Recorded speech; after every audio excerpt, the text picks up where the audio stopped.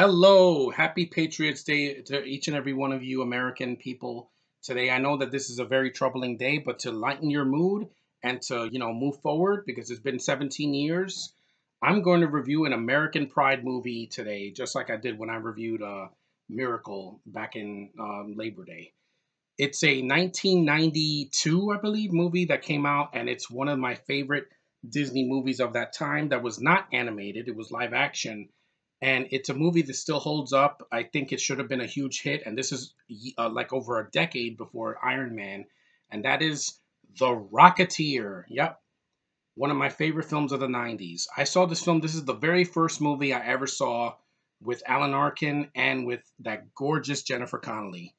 I grew up watching this movie when I was a kid. It was a PG movie at the time, and that was when PG was different than nowadays because the film has some sexuality. They do curse in it a little bit, but it's not very violent. It's got some blood in it, but not too much. But it's pretty intense for a Disney movie. I didn't remember this was a decade before Pirates of the Caribbean. So, yeah, so the movie is very American Pride. It's directed by an American director, one of the best directors, a director that has my good graces compared to the douchebag that we got last year with The Last Jedi. His name is Joe Johnston,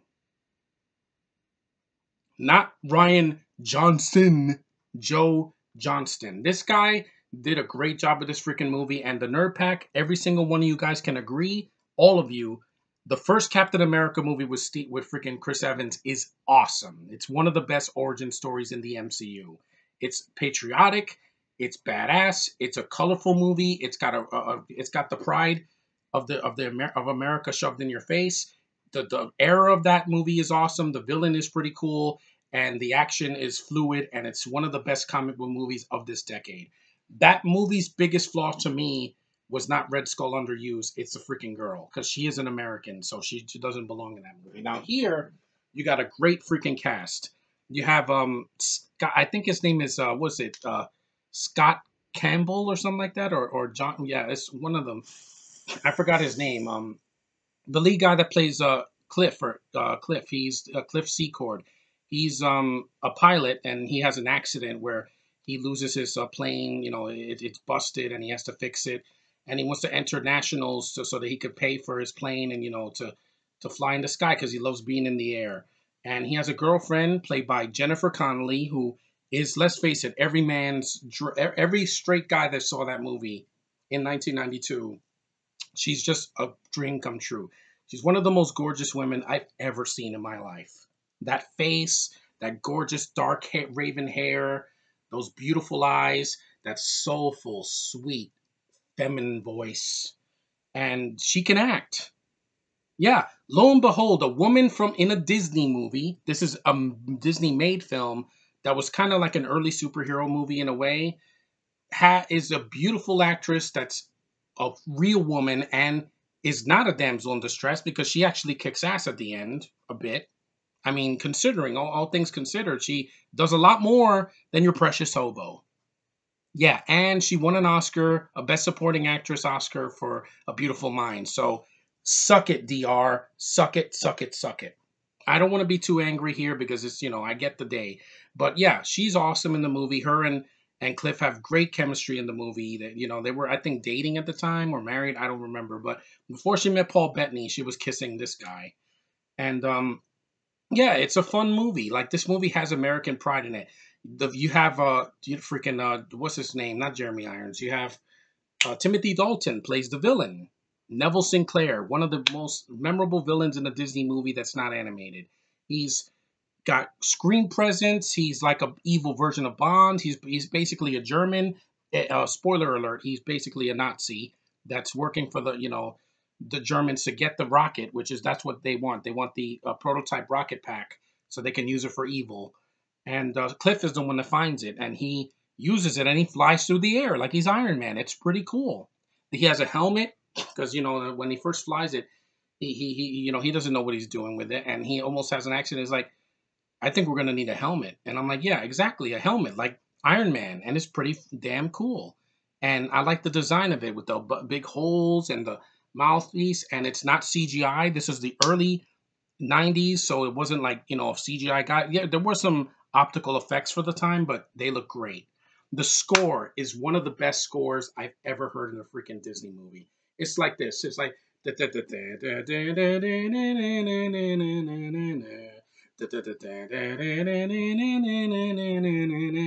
it sounds like a Marvel movie. It's got the graceful score that the original Superman movie had from 1978. That's what I miss about early Disney movies. Nowadays, every live action Disney movie has forgettable scores. Tomorrowland had it, forgettable scores, and The Lone Ranger, and some of the Pirate sequels. Sorry. Other than what other song can you remember from Pirates of the Caribbean besides Barbossa's? Not was it Barbossa? No, not Barbossa. The other one, Davy Jones's score, that organ. That's all I remember. I don't remember any other score in that movie. Tomorrowland, I don't forget. I don't remember the score at all. So Lone Ranger, the only good thing in the score was the Lone Ranger theme. That's it. Here, it's a score that's miraculous, and I love the time period. This movie is a period piece, just like Captain America, the First Avenger, which I love that movie. I will always love that movie because it gave me what I want. And thanks to that, we have movies like this, and that, and that, and that. So yeah, Joe Johnson is the reason why Chris Evans is a great Captain America. So and he represents America really well, and he did a better Jurassic Park sequel than freaking this guy did for Jurassic World: Fallen Kingdom. He did three. It's a better movie than your piece of garbage this year, whoever directed Jurassic Park, Jurassic World. But screw those movies. Let's talk about this movie. Yeah, the film, the flying sequences with the rocket pack look graceful and it looks good. It's not bad CGI like in some of the recent Disney Wars movies. You have the movie's not 2.5 hours. It's nice and short. I think it's like about an hour and change. It's not very long. The look of the film, I think it's the 1930s or the 40s, around that time. It was before TV came out. It's been a long time since I see the movie, but it's a beautiful looking movie. Jennifer Connelly's gorgeous in the movie. Like everything she wears, I'm like, oh my god, Paul Bettany, you are a lucky bastard because you get to be with that gorgeous woman every single day, and see that face every day. It's just like she's just miraculous on screen. Her friend, she has a redheaded friend in the movie that's not in the film that much. She's in a couple scenes. You got Melora Harding. She's one of the singers at um the South Seas Club, I think it's called. Yeah, and it's a really good looking set. You got seashells and water and freaking, set. It's real sets. It's real. It's in my face. It's not. Let's just put everything with a green screen. We don't need that for everything, guys. With that, it worked because it's a cosmic battle. Here, it's a period piece. You can't have CG. You can't have bad looking effects. It's a movie that still holds up. The sets look beautiful. It's a good looking Disney movie. They don't undersaturate the colors like they did in Beauty and the Beast. This is a better movie. See this movie, not on Blu-ray, but see it on VHS or DVD or whatever, or stream it. You're gonna see it's a better movie than that because it's a movie that does. It's not ashamed to be a Disney movie. It's got color. It's got romance that actually works. I buy Jennifer Connelly and this guy. I really do. I like them together. And Alan Arkin, he plays Peabody. He's a really good actor. This is the first thing I saw him in. He delivers his lines well. He has good rapport with the lead guy that plays Cliff. He's basically like Cliff's version of Q, like Bond is to like in the James Bond movies. That he's the one that fixes Cliff's problem with the rocket pack. He spends all night making the helmet for him. And it's like, you gotta be kidding me. And the movie has a light sense of humor. It's not dark and serious like Nolan's Batman. This is not Nolan's Batman. This is lighter. It's basically a gangster slash uh, espionage movie, but from back in the day. And the film flows very well. I mean, it does have its flaws. Like I said, the score is great. The soundtrack, it's an acquired taste. If you're not a fan of old music, you're not gonna like it. And I mean really old retro 30s and 40s music. You're gonna be just completely like disappointed. And the film does take a while to get started. I'll say that. Like you don't see him in the rocket pack until like about 30 or 40 minutes into the movie. But when he does, it's graceful. Like there's a scene where he's flying near a plane and he does like this and he falls. He basically has what Ant-Man does when he in the first Ant-Man where he shrinks. He has these two buttons. It's cool. I like that. This movie connects to the MCU in more than one way, and that's cool. And this is the movie of its time. This should have been a huge hit. I don't know why this movie was a flop or it underperformed. It's a really good movie. It's patriotic. They show the American flag a lot in the movie. And who wins? The Americans beat the Germans at the end. There's also the guy from Terry O'Quinn is in the movie. He's the guy that created the Rocket Pack, and he's really good in the film. A little bit crass, he curses in the movie, but other than that, he does a good job. I mean, this is a role he did after The Stepfather, and he's a good actor. He's always been a good actor, and he's very watchable in the film. You got this guy that looks like Frankenstein. He has like a flat nose, and he's like, "Where is it, the rocket?" He talks like that for the whole movie. He's huge. The man is huge. I don't remember his name. I think his name is Lothar or something like that. Yeah, I don't. It's been a long time. And the film, yeah, and Elvis Sinclair's an actor who he's making a film within the film, so he's like a kind of like a swashbuckler, like Robin Hood. So it's interesting, and you see the behind the scenes stuff that Jenny, Jennifer Connelly, that's her name is Jenny, perfect name for her because that's a lower, a shorter version of her real name, and she's just, she glows on screen. If you're a man and you've seen this movie and you're not married and you're not dating anyone and you see Jennifer Connelly in this film, you are gonna be like, yeah, that's how I felt. And I was 7 when I saw this movie. I was a little boy, and I've always liked girls. I've seen this girl in the movie, and I'm like, I have fine taste in women. What can I say? It's a beautiful actress, always has been. There's nothing that Hollywood can do to make her look like ugly. Because even Requiem for a Dream, I'm like, yeah, she's a girl that's addicted to drugs. Hey, we all have problems, but you can't take that away from her. You can't take that face away from her.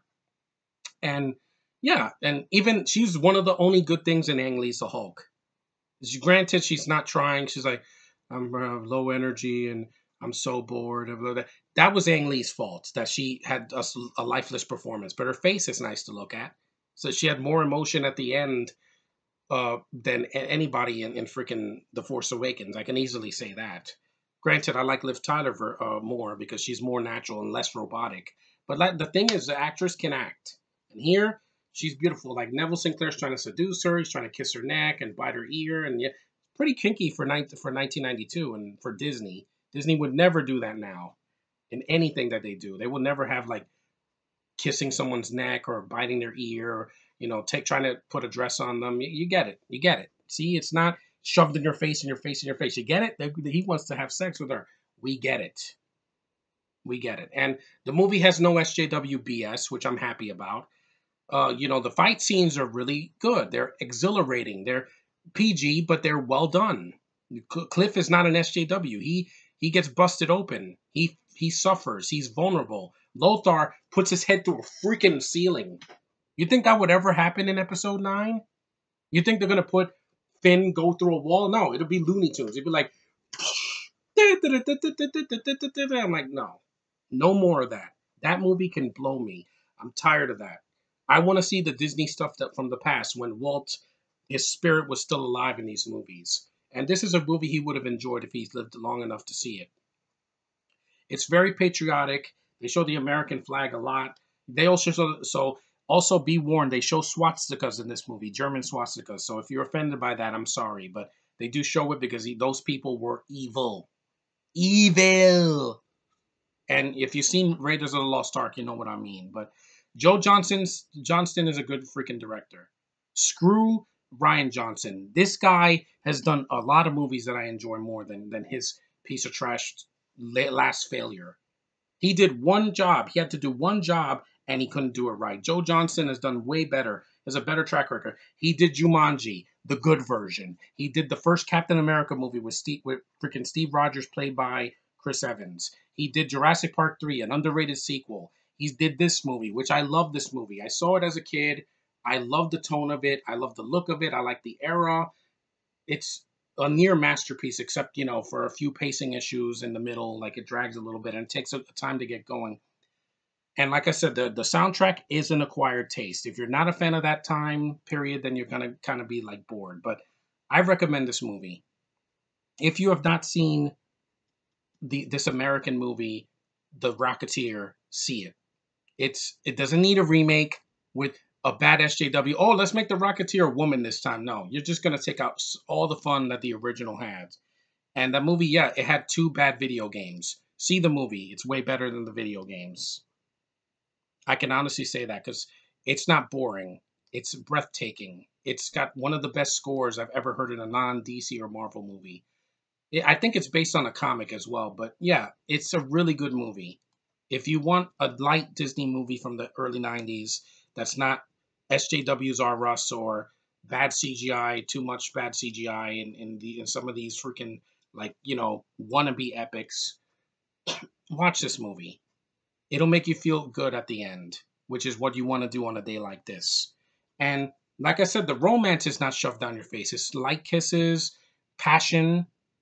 Her and the lead guy have great chemistry. Like I was like, wow. And when you see Jennifer Connelly in this movie with those beautiful dresses that she's wearing, I'm like, yeah, you're one of the most desirable women I've ever seen. And I've never seen Labyrinth because, well, that was before she was a grown woman. Now she's wonderful. She's the voice of Spider-Man suit in Spider-Man Homecoming. Soothing, feminine, non-SJW, which feels so good. And yeah, this movie feels good. And I love America. I like movies made by American directors that have a mostly American cast, and they put everything into the film. This movie looks great, it sounds great, and it's a good, fun movie. And I would recommend it to anyone here on YouTube because it works. What works about it cannot be recaptured now. Sorry. Unless you got the original guy coming back and he's older and him and Jenny are like have a kid or something. I want nothing to do with a reboot because it's just going to make it like, we're going to make it like Iron Man, but put a woman in there. It's not going to work. It will fail, just like Ocean's 8 did. It did not hit the target, just like The Spy Who Dumped Me. Oh, let's make two women a bunch of free, like, rip off Tom Cruise. It failed. It was a bomb here. Stop it. Femme nonsense is over after next year. It's over. Stop. You can cast women in movies, but don't make it an agenda where you got to shove in our face like Fembusters. It failed, and it will always fail. That's why I'm not worried about Captain Marvel. If it's like this movie, I'm all for it. Screw you guys on the internet that said this movie's it's gonna be Ray with a freaking superhero costume. It's gonna try to compete with Wonder Woman. All I want is a good movie, guys. That is all I ask from Marvel. That is all I ask. I'm not asking for blood. I'm not asking for something deep. I'm not asking for a freaking, let's make it better than Wonder Woman. That movie was good, but it had a stupid fight at the end. That was just CGI garbage that I didn't care for. Sorry. It just took me out of it. Here, we have a chance. Now, this movie, leave it alone. This movie is a classic of its time. It's a movie of its time. You can't do it better now. That I guarantee you, Gollywood, you cannot do better than the original Rocketeer. It's a good movie. Deserves a special edition on 4K. It's a breathtaking movie. When I watched it a couple years ago, I was like, wow, this movie still holds up. And it's fun. It has action in it. It doesn't waste 2.5 hours to give us a story. If you can't tell a good story in an amount of time, then you suck as a filmmaker. I don't care how long Ryan Johnson's freaking movie was, guys. 2.5 hours to tell us a story that's incoherent and it's not even faithful to the last movie. And then JJ's going to do the same thing. I'm going to make it 3 hours and you're going to sit and like it. No, I won't. This movie's better than any of your Disney wars, even Rogue One. And that had originality, but it was boring. This movie's not boring, guys. Trust me. Unless you hate the 30s and 40s, then you're going to be. But this is the closest to a Marvel movie like the original Captain America film with Chris Evans. It's got that same tone and lightheartedness. The only thing that movie screwed up was with the girl. Here, you got Jennifer Connelly. She's a better actress than you, Haley Atwell. So suck it. But anyway, guys, sorry about some of the anger. I just had to vent that out because it's been boiling up in me for days since the convention. But anyway, happy Patriots Day. Stay safe. Don't do anything crazy. Just watch this movie. It'll make you feel good. If you're American, it'll make you feel prideful, like I do. Like it makes me feel. And yeah, it's a movie that holds up. You cannot do better, Hollywood. You can't reboot this with a woman and expect to get the same results. You're going to get even worse because you're pandering. This film did not need to do that, and it shows. Thanks, Joe Johnston, for this movie. Johnston for this movie. It's freaking awesome. I don't care what the critics say. It actually got a decent reviews. People like the movie. Don't remake it. Don't reboot it. Don't do it unless you're going to do a sequel that's faithful to the first one. Don't even bother. You screwed up enough franchises as it is. Hintity hint hint. Yeah, we don't need any more. Agendas be damned in the next decade. But anyway, happy Patriots Day. I love doing these videos for you guys because I'm real. I'm not going to read a script. I'm not going to hide behind a freaking avatar. What you see is what you get here on my channel, John Avenger 7 1985. I have no agendas. I have no scripts. I have no things to hide. It's me talking to you because that's how I roll. So see The Rocketeer. It's a good Disney movie. And the Disney agendas can suck it in the next decade. So thanks for watching. Take care, and I'll see you in the next video.